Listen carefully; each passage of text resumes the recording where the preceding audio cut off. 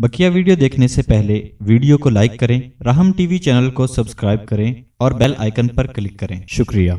और जहाँ तक किसी के फ़ज़ाइल फ़वाइद का ताल्लुक़ है तो लिखा है कि अगर किसी घर में या किसी मकाम में ये अंदेशा है कि यहाँ जादू गड़ा हुआ है किसी जगह पे जी, और पता नहीं चला कि जादू किस जगह पे है, तो रोज़ाना एक मरतबा इसकी तिलावत किया करें और तिलावत करके दुआ कर लिया करें।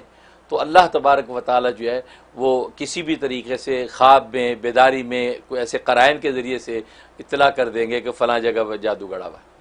इसलिए कि जादू बसा औक़ात एक पुतला बना के गढ़ा जाता है, पुतला बना दी, उसमें सुई हुई डाल दी, मुख्तलिफ मंत्र पढ़ के आमतौर पर कब्रिस्तानों के अंदर दफनाया जाता है, वरना किसी की प्रॉपर्टी में भी दफना सकते हैं, किसी के बालों पे जादू करके उनके घर की चौखट में दफना दिए, या कोई और ऐसी चीज़ें हैं वो जो है वो दफना दी जाती हैं। तो वो जादू की वजह से घर के अहवाल ख़राब हो गए, रिज़्क़ की तंगियाँ आ गई, बीमारियाँ पड़ने लग गई और दुश्मन हावी होने लगे, तो ऐसे अहवाल पैदा हो जाते हैं। तो उस वक्त जो है इनफितार जो है रोज़ाना पढ़ ली जाए, पढ़ के पानी भी दम करें और पानी को रोज़ाना घर की दीवारों पर छिड़कें, बस रोज़ाना करना शुरू कर दे तो अल्लाह तबारक व तआला 41 डेज़ के दौरान में ही किसी वक्त जो है वो जाहिर कर दें कि फ़लाँ जगह जो है ख्वाब में नज़र आ गई, उसको आप खोदेंगे तो वहाँ से जादू निकल आएगा। और जादू निकल जाए तो इंसान जो है ज़ाहिर रिलीफ हो जाती है। तो ये इसमें बड़ी ज़बरदस्त तासीर है, बहुत बड़ी बात है जी। और दूसरे कि अगर कोई ऐसी ज़रूरत और हाजत पेश आ गई कि पूरी नहीं हो पा रही, बड़े वज़ाइफ किए, बड़ी दुआएं की, बड़े अज़कार कोशिशें कर ली, तदबीरें सब फेल हो गई, तो ये सूरत 70 मरतबा तिलावत करके वह हाजत मांगे। 7 दिन के अंदर अल्लाह तबारक व तआला वह हाजत और दिली मुराद पूरी कर देते। और ज़ाहिर है कि 19 आयत की ये सूरत है, 70 मरतबा पढ़ना कोई बड़ी बात नहीं है, तो इंसान आधे घंटे में जो है पूरी कर लेता है। तो ये इसकी बड़ी ज़बरदस्त तासीर।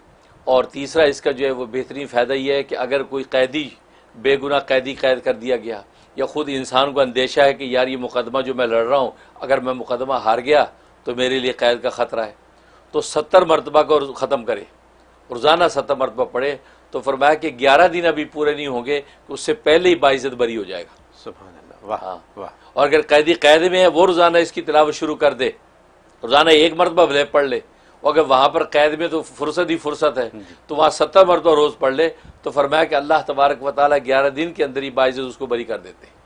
ये इसका बड़ा फ़ायदा है। और एक फ़ायदा ये कि बच्चे को बुखार हो गया या किसी बड़े को बुखार हो गया और बुखार उतर नहीं पा रहा, उसके लिए कि पानी पे दम की जाए ये सूरत, एक मरतबा तिलावत करके उसके ऊपर दम करें और वो पानी उसके ऊपर छिड़कें। जैसे पानी की पट्टियाँ लगाते हैं आमतौर बुखार वाले पे, तो गीली कर करके पट्टियाँ पानी की लगाएं कि उस पानी में इस पट्टियाँ भिगो जिसमें ये तिलावत की हुई है, उसी वक्त बुखार रफ़ा हो जाएगा और दोबारा नहीं चढ़ेगा। ये ज़बरदस्त इसका फ़ायदा है, तो इसके फ़ज़ाइल फ़वाइद। और जहाँ तक ख्वाब में ताबीर का ताल्लुक़ है तो इसका एक मतलब यह है कि इसकी तिलावत करने वाला या सुनने वाला ये नमाज में सुस्ती करेगा, नमाज में सुस्ती और काहिली करेगा और बेवक्त नमाज़ी अदा करेगा, या करता है या करेगा, ये दोनों उन्वान इसमें हो सकते हैं। लिहाजा उसको चाहिए कि केयरफुल हो जाए, नमाज़ों को अपने वक्त में अदा करे, कोशिश करे कि मस्जिद के अंदर जमात से अदा करे ताकि इस किस्म का कोई वबाल उस पर ना आए। और एक मतलब यह कि इसको बादशाह वक़्त की हमनशीनी नसीब होगी, जो बड़ा साहिब मनसब है, बादशाह है, बड़े ओहदे का शख्स, उसकी क़ुर्बत इसको नसीब होगी, उसके करीब बैठेगा। तो उस वक़्त जो है ये अगर कोई ऐसी चीज़ उससे मंजूर करवा लेता है, कोई ऐसी बात कहता है जो इसके लिए नाफ़े है, तो इसकी इज़्ज़त मर्तबे में इजाफ़ा होगा। ये इसका। और तीसरा ये है कि अल्लाह तबारक व तआला इसको तौबा की तौफ़ीक़ अता फ़रमाएंगे कि अगर ये कोई गुनाहों में मुब्तला है या आइंदा मुब्तला होने का अंदेशा है तो गुनाहों से तौबा की तौफ़ीक़ इसको नसीब होगी और नेकी और नेक रास्ते पर कायम रहेगा, मरते दम तक इसी तरह ईमान से उठेगा। सुभान, ये इसमें बशारत है। हज़रत ये तो ऐसी सूरत है, 82वीं सूरत है हमारी, हाँ, और ऐसी है कि जिसमें अल्लाह पाक ने हमसे शिकवा किया, बिल्कुल। और कितना जायज़ है, ना जायज़ है। कितनी एक बड़ी, मैंने जब भी आपकी बात सुनी उसमें बड़ी सिंपल सी आपने बात की कि इंसान ने अल्लाह ने आपको ये शक्ल सूरत दी है, बिल्कुल। तो आप अब कैसे अल्लाह को ना माने या मुनकिर हों या उसकी बातों को पूरा ना करें, आप कैसे कर सकते हैं?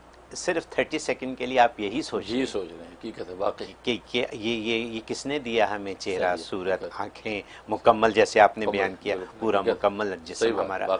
तो अगर इतनी ही बात सोच लें तो हमें तो वहीं सजदे में गिर जाना चाहिए।